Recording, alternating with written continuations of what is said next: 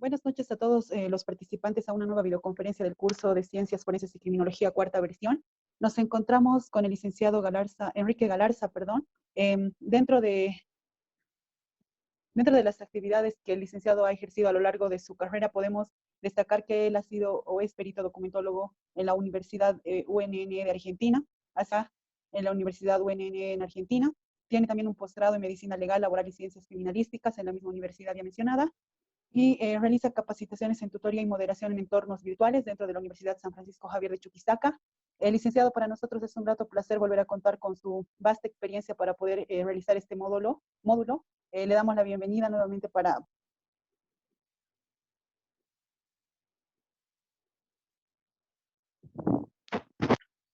Con todo gusto, buenas noches.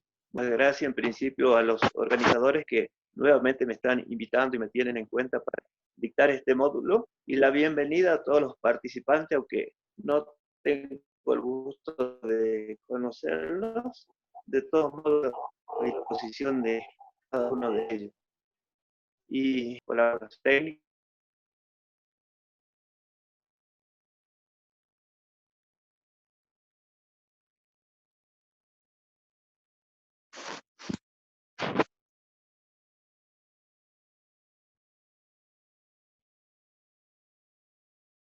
Hola, ¿estamos?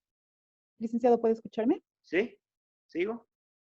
Sí, por favor, me parece que se cortó un poco la Bueno, señal. les daba la bienvenida a todos los nuevos cursantes y les agradecía infinitamente a los organizadores por tenerme en cuenta e invitarme nuevamente a ser partícipe de este curso, de esta capacitación, y de todos modos quedar a disposición de los cursantes para cualquier inquietud, no solo en el transcurso del módulo, sino en su cotidiano, en sus cotidianos quehaceres. Seguramente hay médicos forenses, seguramente vamos a intercambiar ideas, experiencias, estudios, casos, así que con todo gusto a disposición de cada uno de ustedes. Como Mayra ya hizo una breve presentación, comentarles que soy nacido en Argentina, estudié en la Universidad Nacional del Nordeste, donde obtuve títulos universitarios de perito documentólogo, y además soy licenciado en criminalística y criminología. Trabajé en el IDIF desde el 2012 hasta noviembre del 2013, tenía ítem de documentología desde el 2015 al 2017, volví a trabajar con ítem de perito en criminalística. Ahí trabajaba en las especialidades entonces documentología, accidentología, balística, dactiloscopía, y hacía criminalística en general. Actualmente trabajo de manera independiente, judicial, para trabajar en las distintas especialidades de la criminalística. Bueno, en este módulo los voy a acompañar en las distintas especialidades del área. Tal vez no venga a enseñarles demasiado, sino a compartir experiencias. Seguramente alguno de los cursantes conoce o está capacitado en el área, pero de todos modos podemos intercambiar, aunque sea experiencia, conocimientos, y como les decía, quedo a disposición de cada uno de ustedes para lo que pueda serles de utilidad. Entonces vamos a dar hasta donde podamos esta parte de criminalística, algunas de las especialidades como accidentología, tal vez el jueves vemos algo de dactiloscopía, si no alcanza, vamos a con documentología. Entonces vamos a pedirle a nuestra anfitriona que pueda colaborarnos en algunas proyecciones, y vamos a ir dando a conocer algunas cositas bien básicas. Entonces, ¿empezamos con dactiloscopía, Mayrita? ¿O con algo de criminalística? ¿O con la accidentología en Bolivia? Lo que ustedes quieran. Licenciado, por favor, si podríamos empezar un poco con la introducción a la criminalística, por favor. Claro que sí. Bueno, ahí tienen mi tarjetita. Con todo gusto tienen número de teléfono, tienen correo electrónico, tienen dirección. Como les decía, con todo gusto a disposición de ustedes para lo que pueda servir. Trabajo en La Paz, tengo la oficina en la Indaburo 848, oficina 33, cerquita de mi ex lugar de trabajo.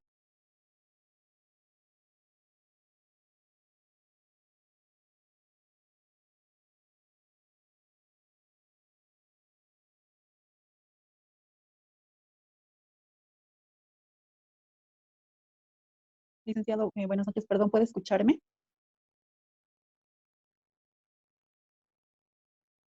Entonces vamos a dar algo algo básico de criminalística para que podamos entendernos de qué se trata esta linda especialidad. Entonces, como ustedes pueden ver, y vamos a ir avanzando dentro de lo que podemos, porque el tiempo a veces es escaso, que la criminalística es una ciencia multidisciplinaria, emplea técnica y procedimiento con el auxilio de otras ciencias, de la matemática, de la medicina y de otras áreas, porque es, como bien dice el concepto mismo, es una ciencia multidisciplinaria, no es autónoma de por sí, necesita de otras áreas para avanzar en su estudio.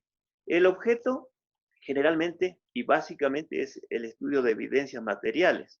Estas evidencias materiales se producen entonces en las distintas especialidades, en balística, en documentología, en accidentología. El criminalístico lo que se encarga es de estudiar esa evidencia. Como les decía, con el auxilio de otras ciencias, de otras técnicas, se nutre de los suficientes elementos como para hacer los estudios pertinentes y obtener un resultado. Tienen que tener en cuenta que la criminalística y la criminología no presentan el mismo significado. La criminalística deben ver en el concepto de las evidencias materiales, es algo concreto, estudia evidencia. Y la criminología se encarga de la parte psicológica del delincuente, estudia el por qué o de qué modo o de qué forma lo llevó delincuente a delincuente distinto. La parte de criminalística se encarga del estudio de evidencias materiales y la parte de la criminología, que es un estudio también autónomo, es algo así como la parte psicológica del delincuente. ¿Podemos avanzar? La criminalística tiene 7 principios básicos. Bajamos un poquito, Mayra, la siguiente presentación. Por ejemplo, el principio de uso, se basa en que todo acontecimiento o cambio en el mundo exterior por el ser humano tiene que utilizar algo.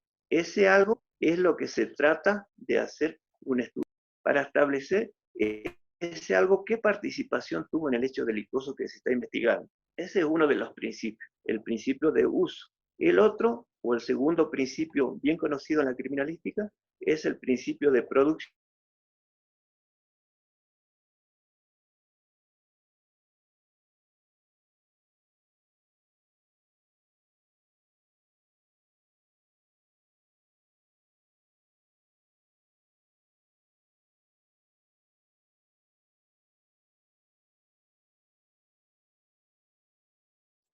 Licenciado, ¿puede escucharme? Por favor, pedimos mil disculpas a los participantes. Licenciado, ¿le parece si desactivo su cámara para ver si así mejora la señal, por favor?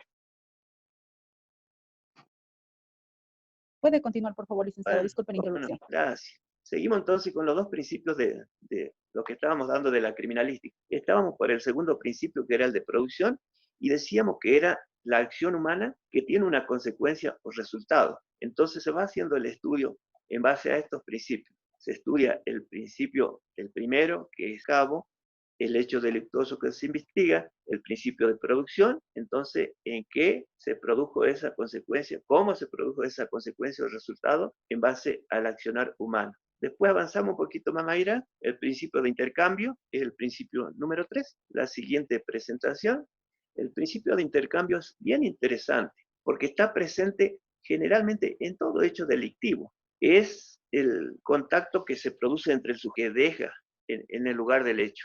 Y ahí van a ver algunas cuestiones que ninguna persona que comete un hecho delictuoso dice que es inexistente para la ciencia. Debería encontrarse algún hecho para relacionar al delincuente con el hecho que se está investigando. Otra posibilidad es que toda persona que se traslade de un lugar a otro intercambie indicios. Entonces se puede establecer que ese indicio corresponde a la persona que estuvo en el lugar. Y hay otro postulado que dice que por más que precavido que sea el delincuente, siempre debe establecer que esa persona estuvo en ese lugar. Otro principio, el cuarto en este caso, corresponde al principio de correspondencia de características. Esto implica que toda evidencia que se encuentre en el lugar del hecho o como consecuencia de un hecho delictuoso que se está investigando, tiene que tener correspondencia en el sujeto que produjo esa evidencia. Entonces se compara una con la otra, se buscan las similitudes o diferencias y se establece la identidad o se dejen en ese hecho delictivo. En este caso podemos tomar como ejemplo rastros, huellas latentes que pueden quedar en el lugar del hecho, como por ejemplo producto de un robo. Puede haber huellas plantales, huellas dactilares. Entonces, cuando se hace la intervención en el lugar del hecho, hay procedimientos, hay formas de levantar esa evidencia y se hace el estudio en el laboratorio.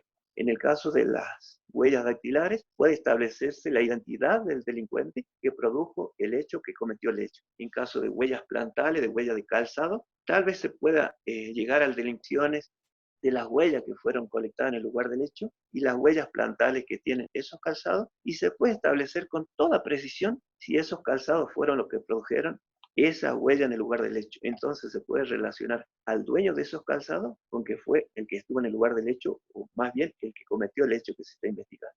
Y bajamos un poquito, vamos al quinto principio, el principio de reconstrucción de hechos o fenómenos. En este caso, el principio de reconstrucción es evidencias materiales asociadas al hecho, es decir, se convoca a los actores, a los testigos, a los incriminados, a la víctima, y se toma la versión de cada uno de ellos. En ese caso se hace el relevamiento tanto fotográfico como planimétrico y se van documentando cada una de las participaciones de esas personas para establecer en definitiva y aproximarse a la verdad histórica del hecho. El sexto principio lo denominamos el principio de probabilidad. En todo caso, es la acumulación de datos o evidencias que permiten inferir al perito un cierto margen de probabilidad que un hecho se produjo o se cometió de una forma o de otra. Lo que se busca es establecer que hay un alto grado de probabilidad a que el hecho ocurrió de una forma o de otra, y la participación de los autores en todo caso. Ese es el de probabilidad. En el séptimo tenemos el principio de certeza. Hay muchas veces o hay muchos casos en que se pone en práctica el principio de certeza con el estudio criminalístico, porque los estudios son tanto cuantitativo como cualitativo, y aplicando la comparación, por ejemplo, como estábamos hablando de las huellas en el lugar del hecho, o puede ser otras cuestiones relacionadas a otras áreas de la especialidad de la criminalística, que permiten establecer casi o con total certeza que un hecho se produjo, fueron partícipes de manera indiscutible como autores de ese hecho. Por ejemplo, si encontramos una huella dactilar en el lugar del hecho y establecemos fehacientemente que esa huella que fue encontrada en el lugar del hecho corresponde a una determinada persona. En ese caso, se establece con el principio de certeza que esa persona es la que participó o estuvo en el lugar del hecho que se está investigando. Si avanzamos otro poquito, tenemos el tema de principios, y entonces avanzamos con cómo se integra el tema de la criminalística. Hay distintas especialidades con las que se trabaja en la criminalística. Por ejemplo, la criminalística de campo es la que interviene directamente en el lugar del hecho cuando se produce un hecho delictivo que se va a investigar, y se interviene desde el relevamiento. Interviene el profesional de la criminalística ya en el lugar del hecho, trabajando con el Ministerio Público. Donde yo trabajaba antes de venir a Bolivia, la policía de seguridad solo se encargaba de resguardar el lugar del hecho. Éramos profesionales de la criminalística que teníamos que llegar al lugar del hecho y hacer el trabajo de campo, hacer el relevamiento, colectar los indicios, la evidencia, y seguir avanzando hasta llegar a un resultado final. Bajamos un poquito más y tenemos otras disciplinas que también es bastante amplio su ámbito de aplicación, desde el funcionamiento de un arma de fuego, la identificación de un arma de fuego, a través del estudio de las vainas servidas, de los proyectiles que se encuentran en el lugar del hecho. Se puede hacer distancias de disparo, se puede hacer trayectoria. Tiene varias posibilidades técnicas en las que se puede contribuir en la investigación de un hecho cuando el hecho delictuoso se produce utilizando armas de fuego. Si ustedes ven, después dice documentoscopía, es esta denominación de la parte del análisis o autenticidad de documentos, firmas, o manuscritos, o documentos en general, adopta distintas denominaciones en distintos países. En otros países le llaman documentología, en otros países le llaman grafotecnia, pero en Bolivia, por ahí pueden escuchar que le denominan grafología. Y como ustedes están pasando este curso que es del área específica, ya les voy a decir que está mal empleado el término grafología, carga del estudio de manuscritos, pero no se trata de ver el tema de autenticidad de documentos o identificar a una persona a través de su manuscrito, sino que la grafología estudia el tema de los manuscritos, pero orientado al tema psicológico. No es el tema pericial con el que trabajamos habitualmente. La grafología se utiliza para generalmente para ver si alguna persona es apta para llevar a cabo algún trabajo en alguna empresa. Entonces, para seleccionar personal, para esa área se ocupa la... No está bien empleado cuando nos queremos referir al área pericial que nos incumbe en este momento. Entonces le llamamos bien, se le llama documentoscopía, se le llama documentología o grafotecnia. Entonces queda en claro eso y pasamos a otras de las disciplinas. La otra de las disciplinas es explosivos e incendios, que es una de las ramas también de la criminalística para la investigación técnica de esas áreas específicas. Tenemos otra posibilidad de trabajar en hechos de tránsito terrestre o que normalmente la conocemos por accidentología, que también es bastante amplio la posibilidad de hacer trabajos, pero voy a comentar, creo que vamos a poder avanzar un poquito lo que es la accidentología en Bolivia. Sistema de identificación, que también se le llama dactiloscopía, o como me parece bien, en Bolivia se lo llama huellografía, porque el sistema de identificación en general se estudia la dactiloscopía cuando únicamente se estudia la identificación humana a través de las huellas dactilares que tenemos en los pulpejos de la mano. Pero cuando decimos huellografía, como el vocablo que se usa en Bolivia, es mucho más amplio, porque está dado no solo a la parte de dactiloscopía, sino a todo tipo de huellas. Pueden ser huellas de calzado, huellas de neumático, cualquier tipo de huella, entonces le denominamos huellografía. Después hay otra posibilidad, las técnicas forenses en laboratorio, es toda la parte de laboratorio oficiales. Pasamos entonces, bajamos a la próxima presentación, Mayrita. Vamos a lo que es el tema de cadena de custodia un poquito rápido porque el tiempo es medio tirano y avanza más. El tema de cadena de custodia es bien interesante en el área de criminalística, porque el tema de la cadena de custodia, en principio, lo que implica es que tiene que garantizar la autenticidad de las evidencias colectadas y examinadas, para que eso llegue de manera inalterada a la autoridad, a la fiscalía o especialmente a los juzgados, a los tribunales, cuando se hacen los juicios.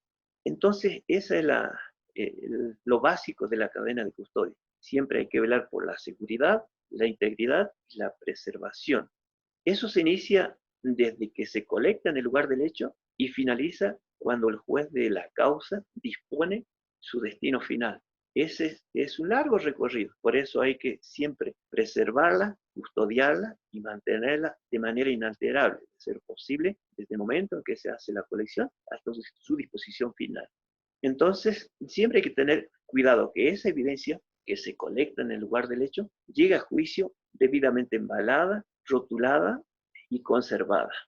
Entonces hay que tener cuidado. El perito, cuando tiene a su cargo una evidencia, debe mantener toda esa integridad. Y si bien es cierto, se hace el estudio sobre esa evidencia, lo que tiene que buscar es que se mantenga de manera inalterable. Entonces avanzamos, Mayrita, al siguiente. Hay distintas fases en la colección. Puede ser la intervención de acción directa, que cuando el policía va al lugar del hecho, hace la colección. Sería una de las posibilidades. Otra posibilidad es la intervención por particulares, que el particular puede ser que haya encontrado algo y que resulta que después es algo importante para la investigación y la entrega a los funcionarios policiales o a la autoridad del Ministerio Público y hay que hacer un acta, siempre hay que documentar todo eso, hay que decir quién entregó, en qué consiste la evidencia y de ahí hacer el embalaje, el rotulado, todo eso. Tenemos una buena posibilidad, es que esa evidencia se obtenga en el registro del lugar del hecho, al que normalmente le llamamos hito, que es la inspección técnica ocular. Eso sería lo mejor para que esa evidencia se preserve de gente que conoce y hay que tener en cuenta, o van a tener en cuenta, todos los pasos que hay que llevar a cabo. Siempre tienen que tener en cuenta que para colectar una evidencia, lo que hay que hacer es, en principio, ubicarla. Después hay que individualizarla, sea con foto, con plan, recogerla, embalarla, rotularla, transportarla y conservarla. Esos son todos pasos bien básicos para que la cadena de custodia cumpla su verdadero objetivo. Es decir, que se mantenga inalterable desde que se la colecta, se la hace toda la inspección pericial, se la procesa, se la lleva al tribunal cuando es el juicio, hasta su disposición final. Entonces, en todo ese proceso debe mantenerse dentro de lo posible o es recomendable que eso se mantenga de manera inalterable.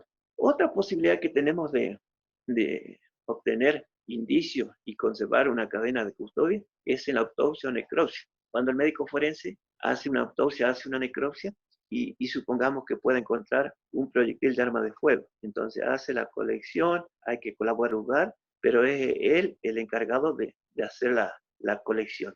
Avanzamos. En los centros médicos o en los centros de asistencia médica es otra posibilidad cuando se van y se atienden. Entonces la posibilidad también de recabar indicios, evidencia que a posteriori tiene que conservar esa cadena de custodia.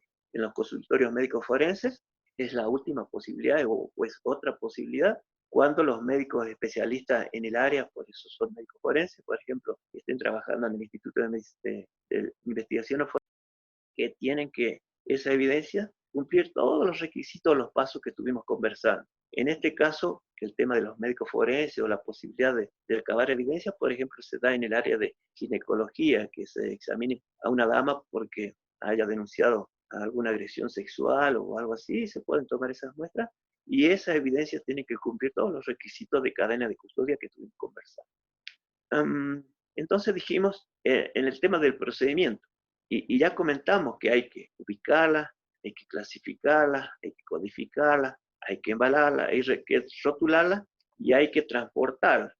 Avanzamos en la otra presentación. Tenemos la tenencia, que en todo caso en principio es el investigador especial o la división custodia de evidencia, quien se encarga de la conservación y manejo. El transporte lo mismo, sea el investigador o la división de custodia, es la que envía las evidencias físicas. Y el almacenaje, del mismo modo, es la división de custodia de evidencia, es la que se encarga de que esas evidencias estén perfectamente rotuladas y conservadas de manera adecuada para cuando la autoridad pertinente así lo requiera. Avanzamos, tenemos la parte del peritaje. Cuando vaya a hacer un peritaje sobre una evidencia, debe haber siempre, sobre todo, les comento, trabajando en el Instituto de Investigaciones Forenses, tiene que haber sí o sí requerimiento fiscal u orden judicial para hacer el trabajo sobre una determinada evidencia. Recibe la evidencia el perito, la trabaja y después se hace el registro de ingreso en los laboratorios forenses. Una vez que termina todo su trabajo, nuevamente la embala y lo remite nuevamente a la división cadena de custodia para que la mantenga en custodia hasta tanto la autoridad así lo requiere. El tema de la alícuota, no hay tanto problema en la parte de criminalística porque generalmente no se altera la muestra o no se trabaja con partes, sino si es un documento, si es vainas, si son proyectiles, se la trabaja en general, pero no se altera la muestra. La alícuota en general se la trabaja en la parte y con parte se utiliza parte de la muestra para hacer el trabajo, pero siempre tiene que dejarse una parte para hacer contrapericia, para hacer nuevos análisis, para documentar que ese trabajo se hizo sobre esa evidencia. Vamos avanzando. El tema, tenemos A, B y C. El tema, en la primera parte dice medidas cautelares, para ese caso no se necesita llevar la evidencia, sino que se dice que se hizo tal o cual procedimiento, que se colectó tal o cual evidencia y que eso es producto de tema pericial. Porque como ustedes saben, las medidas cautelares todavía no se discute a fondo el tema de la autoría, sino son otras cuestiones las que se ventilan. Por eso el tema de las evidencias todavía no son utilizadas en principio. En el caso del inciso B, sí, porque es para evidencia, porque es la base seguramente de la acusación fiscal y sobre la cual puede versar todo un hecho que se está investigando. Entonces sí o sí se necesitan las evidencias. Y el destino final ya lo dispone la autoridad judicial. Si lo van a conservar, si lo van a devolver, si van a eliminar o lo van a confiscar. Son todas esas las partes y la intervención importante, la siguiente, Mayrita, de la división custodia de evidencia, que es una repartición que se convierte en el eje principal del funcionamiento del sistema de custodia. Entonces, eso sería una introducción. No sé si podemos avanzar. ¿Tenemos tiempito para dar algo de la accidentología en Bolivia, Mayrisa? Licenciado, sí, perdón, ahorita voy a compartir, por favor, su presentación. Bueno, cómo no.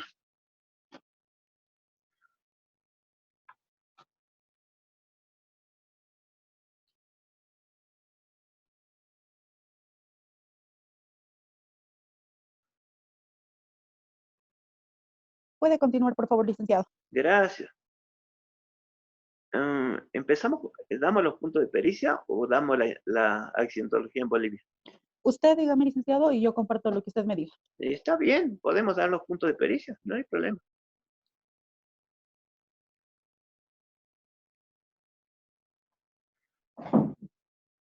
Estos puntos de pericia, ¿dónde los encuentro, licenciado? Perdón. Podemos dar puntos de pericia, lo compartí y vamos conversando. O si no, la accidentología en Bolivia.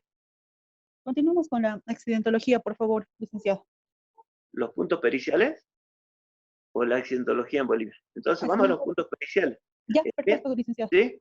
Bueno, vamos a avanzar y vamos a aprovechar el tiempo para ver los puntos de pericia sobre los que se pueden trabajar en un hecho accidentológico.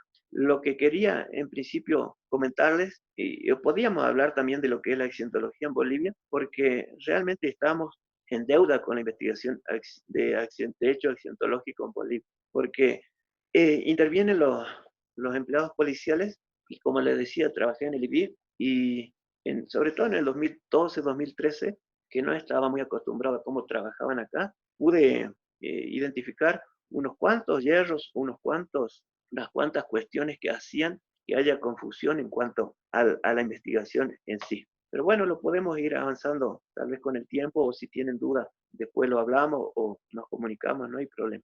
Pero vamos a avanzar entonces para aprovechar el tiempo en cuanto a los puntos periciales que se pueden solicitar para hacer la investigación de un hecho accidentológico. Los puntos periciales son aquellos que constituyen el temario pericial en sí, que puede resolver el perito designado. Entonces, ¿podemos avanzar, Mayra? Las características. Estos son los puntos de pericia más que generalmente se solicitan con mayor frecuencia. Por ejemplo, el punto 1 dice las características del lugar del hecho, que pueden ser la iluminación, o si hay obstáculos en la visibilidad, composición de la calzada, señalizaciones, diseños particulares, etc. Este punto de pericia, en principio, es casi privativo del Ministerio Público y del personal en el lugar del hecho. Pero ustedes, como abogados o al que le toque algún caso patrocinar, puede de todos modos solicitar este punto de pericia porque puede ser bien interesante. Es decir, lo que se busca acá es ver, analizar, estudiar las características del lugar del hecho. Puede ser que cualquiera de estas cuestiones que estamos nombrando haya sido con alguna probabilidad un hecho que amerita un estudio más profundo, o haya sido una de las particularidades por el cual el hecho de tránsito se produjo. ¿Avanzamos? La siguiente. El siguiente punto de pericia.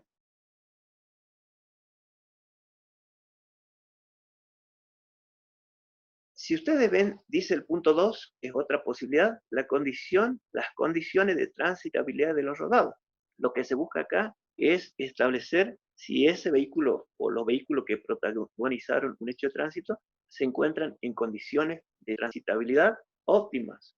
En Argentina, donde yo trabajaba, este trabajo se hacía en el lugar del hecho y se establecía o se hacía el examen básicamente de 8 cuestiones bien básicas, tales como frenos, luces, retrovisores, limpia parabrisas, cambio de marcha, dirección, bocina y neumático. Eso eran 8 de los sistemas que nosotros hacíamos el examen en el mismo lugar del hecho para ver la posibilidad técnica que tenían o no de circular esos vehículos. Y el tema del secuestro del vehículo era prácticamente una excepción, a diferencia de lo que sabemos en Bolivia, que el secuestro del vehículo es prácticamente una regla. Entonces se produce un hecho de tránsito y lo primero que nosotros, donde yo trabajaba en Argentina, solamente se hacía el secuestro del vehículo si el perito que intervenía en el lugar del hecho veía la posibilidad o ameritaba la posibilidad de que se haga un estudio profundo, por ejemplo, en los sistemas de freno o de dirección, suponiendo que esos sistemas hayan sido los que tuvieron la posibilidad o de establecer que ese vehículo tuvo ese accidente por falla en esas áreas. De otro modo, no se hacía hasta que intervenga un especialista en esa área y ya se lo liberaba, a diferencia de lo que sabemos que es acá. En principio, y como pueden ver ahí, esto es casi privativo, en principio porque van al lugar del hecho o pueden ir al lugar del hecho las autoridades del Ministerio Público y de la policía, pero de todos modos, si ustedes como abogado patrocinante también pueden solicitar este punto de pericia. Siguiente. Bueno, ahí la recomendación es que, como ven ahí, ideal sería que las empresas de seguro tengan profesionales en el área de accidentología o criminalística para que trabajen lo antes posible, sea en el lugar del hecho o inmediatamente después que se produzca un hecho de tránsito. La siguiente es difícil porque es oneroso, pero puede suceder. Si ustedes ven el tercer punto que estoy, o que se propone ahí como puntos de pericia, son lugares de impacto en los vehículos. También es público que van al lugar del hecho, pero de todos modos se puede hacer este trabajo al día siguiente, a la semana siguiente, al mes, sobre todo en Bolivia, que los vehículos son secuestrados y depositados por un tiempo bastante prolongado. De todos modos, si ese vehículo no estuviera secuestrado, lo interesante es hacer un análisis, un estudio, un trabajo sobre análisis de fotografía que pudieran haberse obtenido de uno o de más vehículos involucrados. Entonces, establecer el lugar de impacto implica saber dónde colisionó, en su frente, en cualquiera de sus laterales, en su parte posterior. Entonces, nos da la posibilidad de hacer un análisis accidentológico posterior. La siguiente, avanzamos. El cuarto punto, decimos los sentidos de circulación de los vehículos protagonistas. En este caso, lo que se busca es establecer por dónde transitaba un vehículo, por dónde transitaba el otro vehículo, si en todo caso, si había peatones, si había motocicletas, si había bicicleta, por dónde transitaba cada uno de los protagonistas. Eso es lo que se busca establecer. En Argentina hay jurisprudencia que el que viene por derecha tiene prioridad, pero después hay otras jurisprudencia que establece que el que ingresa primero en la boca de calle es el que tiene prioridad. Entonces, para todas esas cuestiones, para análisis jurídicos posteriores, es lo que se indica conocer un protagonista. Siguiente.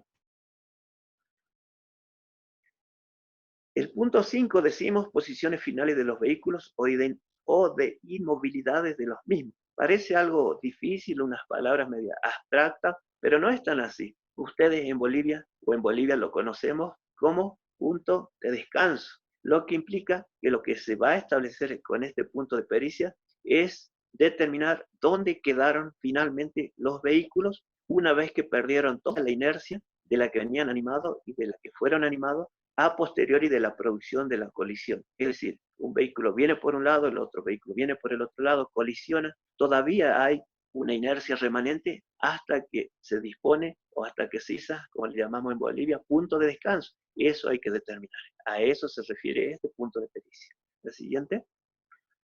Ahí nos indican con ese círculo azul dónde quedó un vehículo, dónde quedó el otro. Esas son las posiciones de inmovilidades finales y como les decía, en Bolivia le llamamos puntos de descanso, que es donde quedan inmovilizados una vez que pierden toda la inercia post-impacto. Siguiente.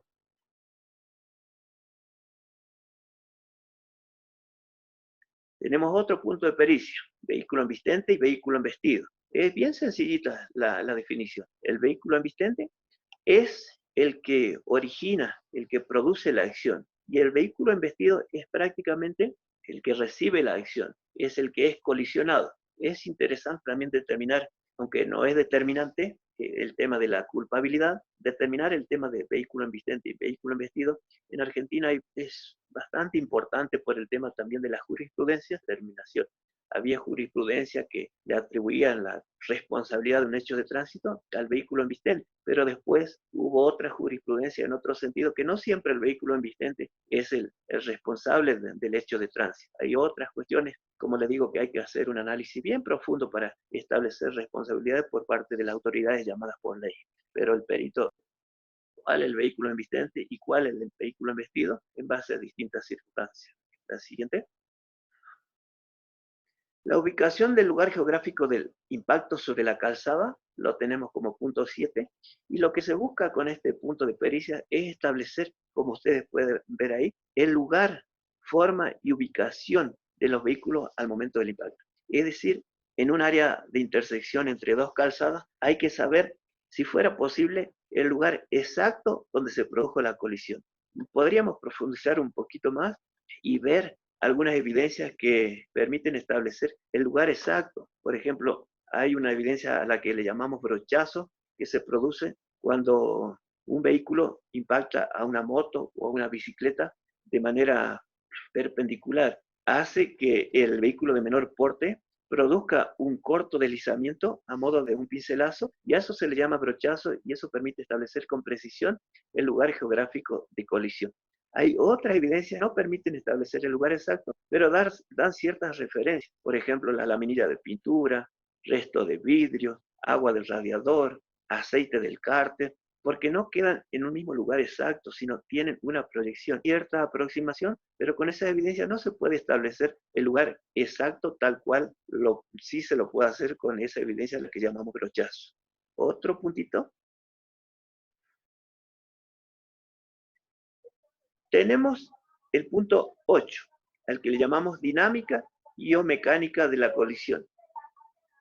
Para este caso, es el perito lo que tiene que hacer es como un cuentito. La dinámica o mecánica implica hacer un relato pormenorizado de manera teórica en instancia, o el señor juez, en definitiva, puedan entender de qué se trata. Es decir, el perito tiene que estar en condiciones de establecer por dónde venía un vehículo, por dónde venía el otro vehículo, sobre qué calzada venía uno, sobre qué calzada venía el otro, cómo avanzaron, hacia qué cardinal, quién le impactó a quién, cuáles fueron sus disposiciones post-impacto y hasta dónde quedaron inmovilizados o quedaron, como conocemos en Bolivia, en su punto de descanso. Entonces hay que hacerle todo un relato pormenorizado para que la autoridad llamada por ley entienda que obviamente van a atribuirle responsabilidad en todo caso.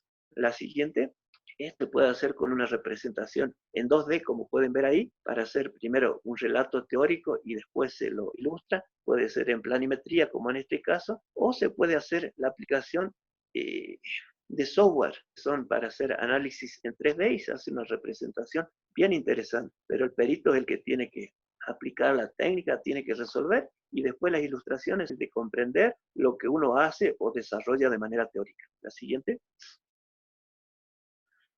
Vemos entonces el punto 9 y llamamos velocidades. Y como pueden ver ahí, dice que es el principal factor de discordancia entre los peritos.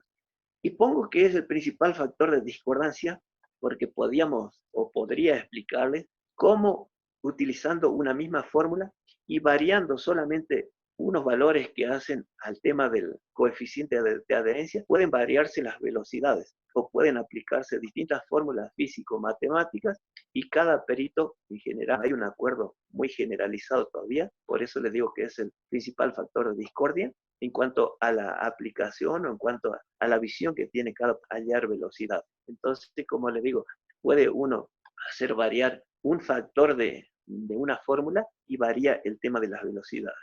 Otro puntito, el siguiente. En el punto 10 decimos, o está escrito, determinar si uno de los rodados colisionantes hubiera transitado a velocidad superior a la permitida, desplazándose hipotéticamente a velocidad reglamentaria, el accidente se hubiera producido o no. En el caso de la velocidad del punto anterior, se puede establecer a cuántos metros por segundo transitaba ese vehículo. Entonces, teniendo en cuenta ese retrospectivo y establecer para este punto si un vehículo transitando a una velocidad reglamentaria, puede ser que el hecho de tránsito se haya producido del mismo modo o puede ser que transitando de manera reglamentaria el hecho se hubiera evitado. Entonces, considerando las variables que se obtienen o los valores que se obtienen en el punto anterior, se lo aplica para establecer un determinado resultado en este punto en particular. Siguiente. Etiología de la colisión. Lo que se busca con la etiología de la colisión es establecer la causa basal, pero el perito no debe atribuir responsabilidad, sino debe dar pautas técnicas para que el fiscal, la autoridad del Ministerio Público o en todo caso el juez pueda en definitiva atribuir la responsabilidad porque para eso están llamados por ley. En Bolivia siempre le decía a los muchachos de la policía y todavía les digo que es demasiada la responsabilidad que se toman ellos o que no sé si le atribuye la legislación, ellos dan cierto tipo de responsabilidad. Si ustedes ven alguna pericia que se hace en la policía al 100% o 70-30, 60-40, donde yo trabajaba antes de venir a Bolivia, trabajaba en la provincia del Chaco en Argentina, nosotros dábamos pautas técnicas, decíamos cuál era la causa basal o por qué el hecho de tránsito se produjo, pero no atribuíamos responsabilidad. La responsabilidad la determinaba el juzgador. La siguiente. Dice el punto 12, interpretación de los datos de un tacógrafo. Acá tampoco se tiene esa práctica y tal vez algunos o varios de ustedes no sepan ni siquiera lo que es un tacógrafo. El tacógrafo es un sistema de registro de distintas variables mecánicos que venían y trabajaban de manera solidaria con lo que es el velocímetro. Y tenía distintas agujas que marcaban velocidad, tiempo, si el vehículo estaba parado o si estaba en movimiento. Y si era más de un chofer, cuál de los choferes manejaba. En Argentina es obligatorio el uso del tacógrafo en vehículos de tránsito. Un hecho de tránsito, lo que se secuestra o se colecta son los discos diagramas que contiene el tacógrafo. Entonces, ni siquiera hay que hacer reconstrucciones, análisis de esto, análisis de aquello, todo lo que vimos anterior, sino con el tacógrafo uno puede saber a qué velocidad venía un vehículo, a qué hora se produjo el hecho de...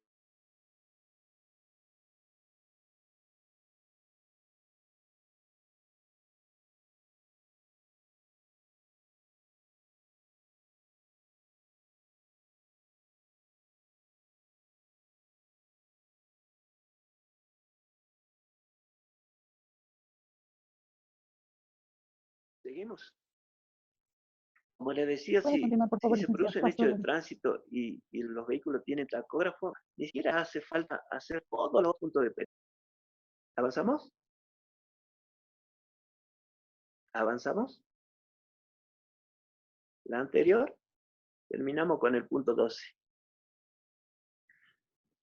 Entonces les decía, si tenemos un hecho de tránsito y se secuestran los discos diagrama que son donde quedan las marcas de las evidencias que va marcando el tacógrafo, se sabe a qué velocidad iba el vehículo, a qué hora sucedió, quién iba manejando. Es bien interesante, bien sencillo, no es muy difícil el estudio del tacógrafo y se simplifica mucho el estudio de tránsito teniendo este tipo de evidencia. ¿Sí? Ahora vamos a ver una cosita bien puntual y ya terminamos, porque se nos va a aceptar. El temario periciales de las periciales mecánicas. Le llamamos periciales mecánicas a algunos trabajos que se hacen de manera extrajudicial, sea a pedido de las partes interesadas o a veces en expediente a lo que le llamamos prueba anticipada. Acá lo que se busca es que el perito documente los daños.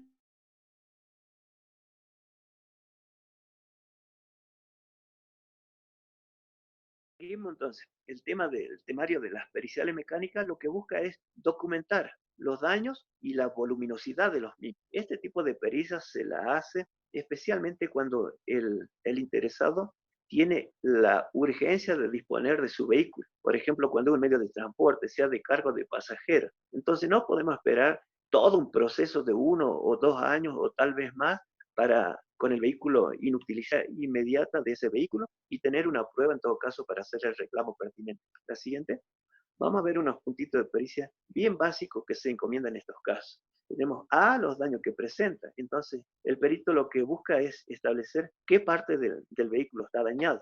Debe establecerse con precisión. Ya no tenemos tiempito, pero podemos avanzar después cómo se nombra. Si el impacto está en el frente, los daños que se produjeron en cualquiera de los laterales, en la parte posterior, todo eso se va documentando de manera fotográfica y se hace fotográfica. La siguiente. Ahí está, en el frente, en el lado derecho, parte posterior, la primera, en su frente, lado derecho, la segunda, y así se puede hacer una descripción teórica y como ustedes ven ahí, resulta evidente los daños que se producen en cada uno de los vehículos. Todo eso sirve después para hacer un análisis y determinaciones accidentológicas concretas. La siguiente. El punto B dice el costo de las reparaciones. Entonces, en base a los daños y los lugares que vimos conforme al tipo, a la marca del vehículo, el año de su fabricación, se hace un análisis de los costos. ¿Cuánto va a costar la reparación de los daños que constatamos en el punto anterior? Se hace un pormenorizado análisis, entonces, ¿dónde están los daños, la incidencia de los mismos? Ese es otro punto de pericia. ¿El siguiente? El tiempo, dice el punto C, tiempo que demandará la reparación.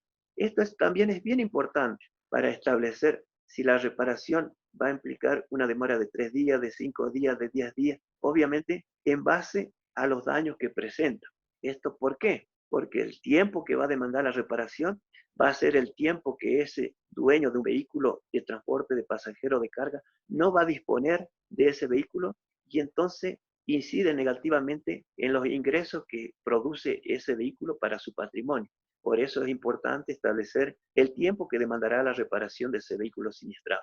Otro, creo que es el último, dice el punto D, si del accidente pueden quedar o no secuelas que afecten el valor de reventa del rodado, al que también le llamamos valor venal. En este caso, lo que se busca es determinar si hay algún porcentaje en el que se va a devaluar ese vehículo como consecuencia del hecho de tránsito. Entonces, esa anterior que puede hacer el titular de ese vehículo. Hay daños, hay hechos de tránsito que pueden dañar de alguna forma lugares casi insignificantes, digamos, un guardabarro, un parabrisas, tal vez cambiando, reparando esos sectores, esos daños, no afecten al valor venal, pero puede haber otros casos tales como la torcedura de un chasis, por ejemplo, y tal vez se hace una buena reparación, pero a veces el vehículo no queda en las mismas condiciones en el que tenía antes de la colisión. Entonces afecta de manera negativa en el valor de reventa que pudiera tener ese rodado. Eso del vehículo puede reclamar a su contraparte. Entonces, una vez que se junten todos esos elementos, estos que estuvimos conversando, el titular de ese vehículo puede disponer del vehículo y seguir trabajando, pero tiene toda esta documentación para hacer el reclamo pertinente ante la autoridad que corresponde, sea ante el seguro o hacer un reclamo judicial. Creo que es la última o nos queda alguna cosita. Es la última diapositiva, licenciado. Bueno, si alguien tiene alguna duda, a total disposición. Muchas gracias, licenciado. Por favor, invitamos a los participantes a que puedan hacer llegar sus consultas al licenciado. Tiene la herramienta chat de la aplicación para poder hacer llegar la misma, o también pueden activar sus micrófonos para poder habilitar los mismos y que hagan llegar su consulta.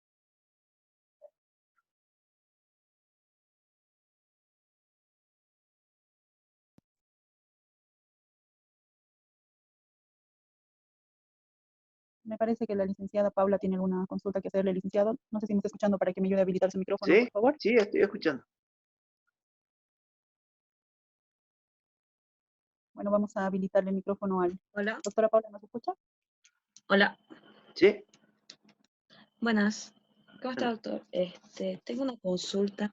Quisiera, si puede explicar un poquito más Sí. respecto a la Uh-huh. alicuota, por favor. Bueno, ¿usted es abogada o de qué área es? ¿Abogada? Sí. ¿De dónde? Sí. De Santa la ciudad de Cruz. Santa Cruz, Bueno, Bolivia. el tema de la alícuota es una parte, como les decía, en la parte de criminalística, en las distintas áreas, casi no se utiliza porque no se inutiliza una parte de la evidencia. Si analizamos una pistola en un hecho balístico, se analiza generalidades de la pistola, se puede hacer varias determinaciones. Si se utiliza, si se hace un análisis de las vainas servidas, tampoco se destruye nada, se no utiliza nada. Si hacemos un trabajo de documentología, se hace un análisis y siempre la evidencia en general en lo que estamos conversando no se inutiliza prácticamente nada. Se hace un análisis físico y por eso le decía cuando le estaba comentando, el tema de la alícuota se utiliza o se recomienda sobre todo cuando se hacen estudios genéticos o de biología, porque para hacer estudios de biología generalmente se destruye una parte de la muestra.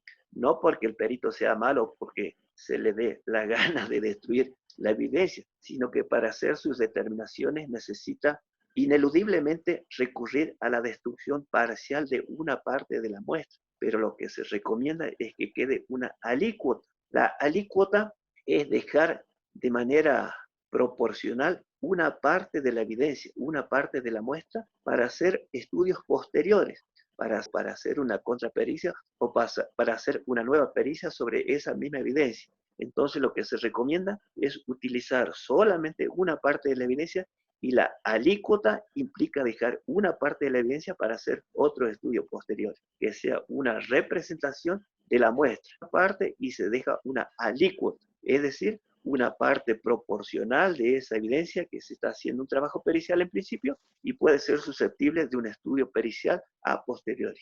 No sé si se entiende. Se entendió perfectamente, doctor. Justamente hubo un problema aquí en un caso respecto a que el laboratorio no había hecho la extracción suficiente para hacer una prueba de esa alícuota para volver a realizar la Claro, prueba, ¿no? a su cliente puede ser que le genere un estado de indefensión. Siempre cuando hay temas periciales, ni el IDI, ni el ICUM, ni los peritos particulares, nadie es dueño de la verdad. La verdad, digamos, la verdad humana la encontramos en los tribunales, la verdad divina ya sabemos dónde está, en el Todopoderoso. Entonces, lo que tiene que buscar ustedes como titulares o como dueños de la parte jurídica, no de pericial, en este caso que usted dice, no hubo alícuota, entonces no hay forma de refutar siquiera ese informe, pero tiene que tener en cuenta lo que estuvimos conversando del tema de cadena de custodia. ¿Tiene usted esa evidencia? No sé de qué se tratará su caso, pero supongamos que era un caso de una agresión sexual y su cliente está, digamos, como sindicado. Se toma las muestras y se utiliza toda la muestra que se tomó.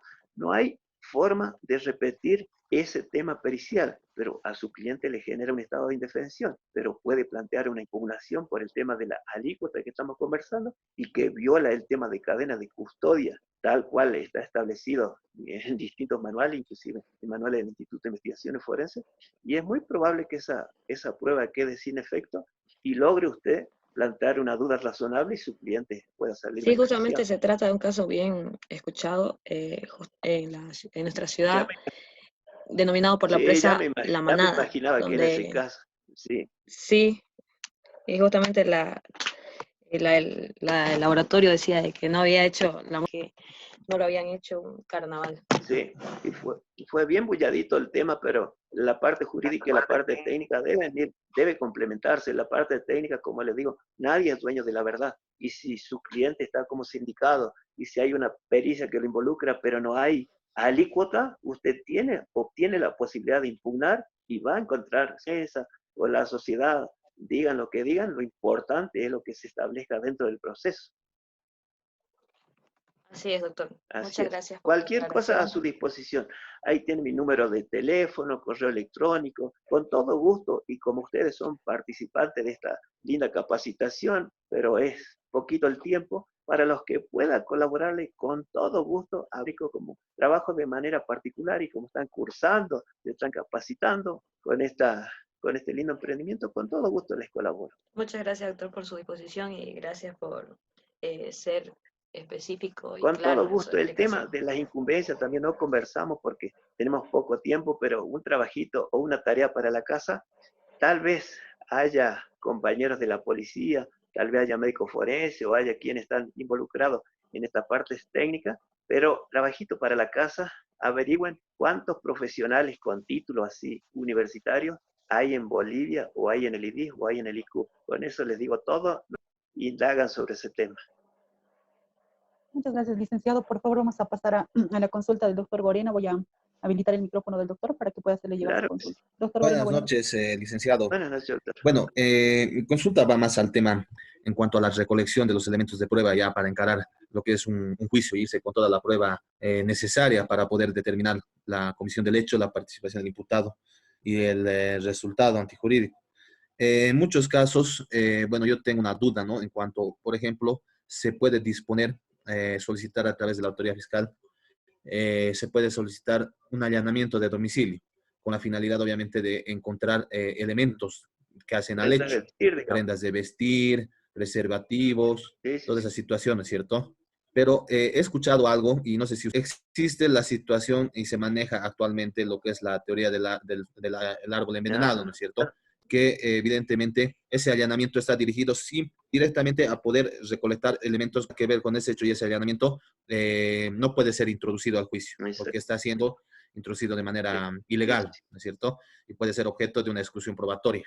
Pero también he escuchado algo sobre la teoría del hallazgo inevitable, ¿no es cierto? Puede ser que en ese allanamiento, evidentemente, se pueda ir a exterior y demás, prendas, frazadas, colchones, no sé, para poder encontrar fluidos y demás circunstancias, Y encuentra y se sustancia pueda controlada. topar, exacto, Sí, sí, sí. se pueda topar el investigador, el fiscal en el Sí, allanamiento, un y arma de encontrar fuego. sustancias controladas. Entonces, esta teoría, si no me equivoco, si usted me corregirá si estoy equivocado, doctor, en el hecho de que se pueda utilizar para agravar la situación en todo caso, porque podríamos estar hablando de una violación a secas y con esas sustancias controladas, quién sabe, tal vez podríamos estar hablando de una violación ya con agravante a través de esas sustancias controladas y demás situaciones. Mm. Quisiera conocer su criterio con respecto a esta teoría, El tema doctor. que me desborda su planteo porque ya es un análisis jurídico bien profundo. Yo hago la parte técnica y conozco la teoría del fruto del árbol envenenado porque obviamente si se secuestra algo para el cual no estaba dirigido el allanamiento, usted dice hay otras teorías y sobre todo la que usted mencionó, que es bien interesante de hacer una discusión jurídica que escapa a mi especialidad. Mil disculpas, doctor. Pero, doctor, en su criterio, obviamente ya desde el punto de vista académico, del cual es prácticamente para lo que es este curso, ¿Usted cree que comparte esta situación del hallazgo inevitable Lo o se rige directamente a lo que es lo del fruto prohibido? Sí, desde mi punto de vista, sí, a la ligera, yo creo que es bien atendible. Lo comparto en realidad, porque conozco casos que se utilizó ese criterio. No tan en profundidad como usted dice, pero es bien atendible. El tema es convencer al tribunal. Le van a plantear exclusión probatoria y todo. Por eso le digo, es una discusión jurídica bien interesante. Pero si fuera yo el juez, yo lo aceptaría. Ahora, doctor, en ese caso, digamos, hablando hipotéticamente de llevar esa prueba que se ha encontrado a través del hallazgo inevitable, ¿usted conoce si esta teoría ya está, si bien en algunos países tal vez está entrando con más fuerza en nuestros abogados como, para poder solicitar al tribunal la valoración, primero la introducción de esa prueba y su posterior valoración? Para eso vamos a tener que fundamentar con esta teoría, porque obviamente la defensa va a fundamentar el envenenado, ¿no es cierto? El fruto envenenado. Pero nosotros, para ver, bueno, yo por ejemplo, en mi tarea como fiscal, con la finalidad de poder introducir esos otros elementos hallados, existe ya un pronunciamiento unánime. ¿Conoce tal vez usted sobre ese No. pronunciamiento unánime de esta teoría de acciones? No conozco, pero habría que buscar antecedentes de otros países y en todo caso, si no hay acá antecedentes, hacer un planteo y hacer un planteo jurídico de comparación de legislaciones. Yo creo que es bien Muy bien, atendible su doctor, le posición. agradezco mucho por Con el todo gusto, criterio. doctor. ¿Usted está Sí, el sí. doctor? Cualquier cosa, trabajaba en el IDIV, ahora ya no estoy, pero cualquier cosa, doctor, ahí está mi número, mi correo electrónico, con todo gusto a disposición. ¿En qué Ahorita yo departamento trabajo está o en provincia? en la Fiscalía Departamental de Chuquisaca, al de provincia. No le entendí, doctor, Aló, pero nos perdón, va a mantenemos disculpar, se comunicados. bajó la señal. Sí. Le decía que trabajo en un asiento fiscal de provincia en Chuquisaca. Ah, bueno, doctor. Con todo gusto a su disposición, del mismo modo que para todos los compañeros, con Muchas gracias, confianza doctor. y de Entonces yo manera voy a estar en desinteresada. contacto con usted. Claro, doctor, cómo no. Gracias. A usted, doctor. Muchas gracias, licenciado. Por favor, voy a habilitar el micrófono del doctor Azurduy. Me parece que tiene una consulta. ¿Cómo está? Buenas noches, Doctor, licenciado. Buenas noches, doctor. ¿Cómo está? ¿Qué tal? Buenas noches. Tengo una consulta, licenciado, referente a las fases de colección de muestra. Indicó como uno de los puntos que era en Sí. consultorios médicos. Por ejemplo, el ejemplo de un médico ginecólogo, un ginecólogo, ¿verdad? Mi pregunta es, ¿qué normas o qué medidas se tienen que llegar a tomar para que se pueda respetar el inicio de la cadena de custodia, parámetros o qué medidas hay que tomarlas? ¿A quién se puede acudir para que nos pueda orientar o pueda ayudarnos con esa cadena de Pero custodia? los médicos deberían conocer, doctor. Obviamente tiene que hacer el hisopado vaginal, anal, y eso se va en un tubo de ensayo, se lo rotula y inmediatamente debería llamar a la policía. Tal vez sea de un examen médico Exacto, un médico, digamos, un ocasional o examen que casual tal vez que pueda realizarse. claro, por eso les digo, lo que debería hacer el médico si hace el examen especialmente ginecológico. Puede ser tal vez un menor de edad o puede ser mayor de edad, pero lo que tiene que tomar es básicamente eh, muestras vaginales, muestras toma, ponerla en un tubo de ensayo, conservarla, rotularla e inmediatamente dar intervención o a la fiscalía o a la policía. Esos, una vez que el médico entregue, enseguida el empleado policial va a hacer un acta que el médico le está entregando, tal evidencia que está de manera rotulada, que pertenece a tal persona en su consultorio en tal fecha. Y entonces eso pasa a una investigación formal posterior. Muy Y de amable. ahí se sigue todo el protocolo de la cadena de custodia. Lo importante es tomar las muestras debidamente en primera instancia y hacer esa disposición inmediata para la autoridad que corresponde. En este caso puede ser a la Muy amable, policía gracias, la más licenciado. inmediata. A usted, doctor. muchas gracias, licenciado. Por favor, voy a leer ahora la consulta de la doctora Sa. Nos dice, buenas noches, ¿cuáles son los efectos de no cumplir con la cadena de prueba? Obviamente, el tema de la cadena de custodia, y como dijimos desde un principio, lo que busca es que esa evidencia que fue encontrada en el lugar del hecho o que fue colectada como producto de un hecho delictuoso que se está investigando, esa evidencia desde el principio, como vimos la pregunta anterior del compañero del doctor, esa evidencia se constituye primero en evidencia, pero con el correr del tiempo se va a constituir en una prueba. Esa prueba va a ser objeto de valoración en un juicio contradictorio. Si no se cumple debidamente los protocolos de cadena de custodia, es muy probable que no pueda hacerse valer como debería sustentarse como prueba en un juicio. Entonces es muy probable que esa evidencia o esa prueba que se trata de hacer valer en un juicio no tenga la suficiente fuerza para que sea valorada jurídicamente. Y creo que puede ser desestimada, puede ser impugnada, puede ser susceptible de una exclusión probatoria o alguna de esas cuestiones jurídicas legales que se pueden Muchas plantear. gracias, licenciado. Tenemos otra consulta del capitán Romero. Nos dice, en una escena del crimen de un hecho delictivo, ya sea de tipo criminal, asesinato o delitos sexuales, se realiza la recolección de la evidencia siguiendo diferentes protocolos. En primera instancia, en la escena del crimen es recomendable que todos ingresen o solo personal autorizado, ya que se ve que generalmente cuando llegan a la escena del crimen, personas no autorizadas confiando los La indicios. colección de la evidencia. Lo que debería hacer en principio el personal policial que tiene conocimiento del hecho es precintar o cercar de algún modo el lugar del hecho para tratar de prevenir que curiosos o personas extrañas al hecho tengan intervención. Entonces, es posible para que el personal especializado pueda llegar y hacer su trabajo y pueda lograr con éxito la colección de las evidencias para que después se constituya en un análisis pericial y pueda servir de prueba en el juicio propiamente dicho. Muchas gracias, licenciado. Tenemos, por favor, otra consulta de la doctora Vidaurre. Nos dice, buenas noches, una consulta. ¿Qué pruebas se pueden realizar en el caso de delitos sexuales en víctimas que denuncian años después de sucedido el hecho de...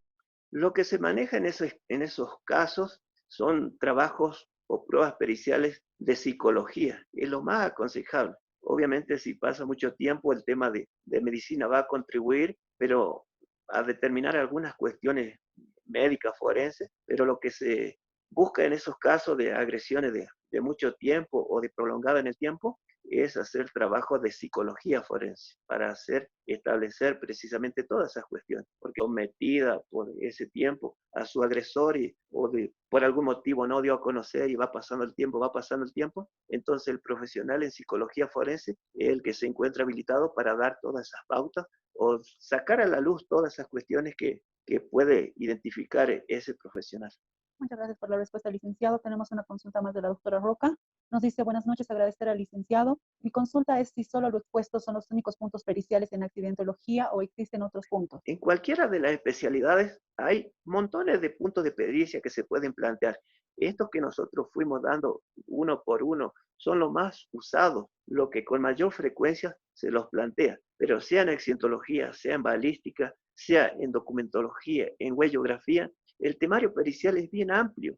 Mucho va a depender en abogacía y hay que tener en cuenta justamente para plantear el temario pericial si uno está por la defensa en casos penales o si está por la querella, en casos civiles si está demandando, si está por el demandado. Lo interesante es que el abogado se dé cuenta o se ubique qué quiere probar con el tema pericial, específicamente en el hecho de tránsito. Puede haber otras cuestiones que se pueden probar y se pueden plantear como puntos de pericia. Con más frecuencia se plantean y se resuelven, pero no son todos esos, exclusivamente ese es el temario pericial, sino que puede ser mucho más amplio.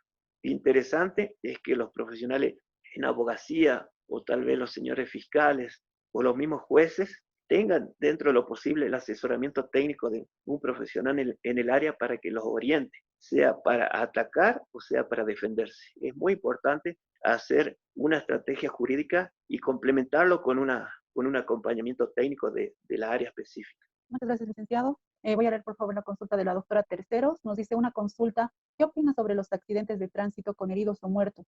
Aquí se tiene la mala costumbre de imputar al protagonista menos herido con el argumento que alguien tiene que hacerse cargo de los gastos del herido o fallecido, sin tener los informes periciales.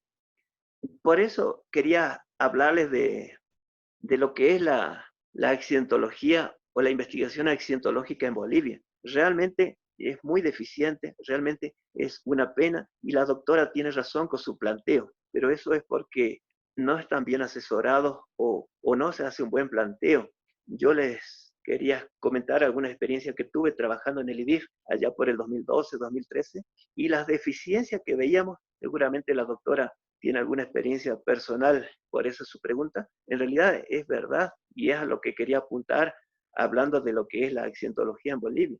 Tengo un libro escrito de investigación accidentológica que lo presenté en el 14, me inspiré un poco y sobre esa base escribí algo de 330 páginas de lo que es la accidentología en Bolivia y cómo se puede solucionar todos esos hierros que se hacen en primera instancia o para evitar precisamente lo que la doctora consulta, estableciendo un protocolo de intervención en el lugar del hecho y hacer realmente estudios periciales accidentológicos dentro de los entes Si la doctora se quiere comunicar, le voy a dar pautas precisas para que se defienda. Muchas gracias, licenciado. Acá tenemos no sé si consulta del señor José Ángel. Nos dice, pero no todos los centros de salud o clínicas cuentan con el kit de toma de muestra. Lo que se hace es llamar a la policía o referir a hospital de tercer nivel. Antes de eso, la valoración psicológica. Claro, es otra opción.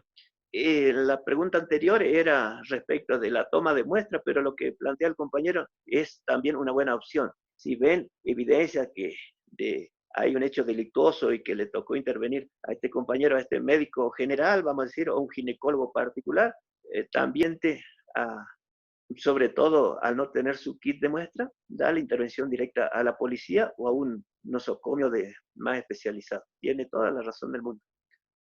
Muchas gracias, licenciado. Tengo también, por favor, una consulta de la doctora Miranda. Nos dice, buenas noches, quería consultar al doctor si existe un manual de procedimiento para el levantamiento legal de un cadáver y si hay manual para la valoración del daño corporal. En el IDIF, que es donde yo trabajaba, que es el Instituto de Investigaciones Forenses, hay manuales que no se llaman manuales, en realidad se llaman protocolos normatizados de trabajo. Normalmente se le llaman PNTs. Hay estructura y hay protocolos para cada una de las intervenciones periciales, sea en medicina forense, sea en psicología, sea en criminalística, en qué se necesita y qué se puede establecer. Muchas gracias, licenciado. No sé, por favor, si algún participante tiene alguna consulta más que hacerle al licenciado Galarza. Bueno, licenciado, me parece que podemos dar por concluida la videoconferencia del día de hoy. Bueno, cómo no. De todo modo, quedo a disposición tanto de los organizadores como de los compañeros que están cursando. Con todo gusto, para cualquier inquietud, estamos a disposición. Muchas gracias, licenciado. Nuevamente, a nombre de Interacademia, agradecerle por el tiempo que dispone para poder realizar este módulo. Y nos vamos a reencontrar en una nueva videoconferencia el día jueves, por favor. Bueno, cómo no, con todo gusto. Muchas gracias a todos los participantes. La videoconferencia ha sido grabada y va a ser subida posteriormente a plataforma para su revisión. Agradecemos a todas las personas que han estado presentes. Tengan todos buenas noches. Y buenas Gracias a noches para ustedes. usted también, licenciado.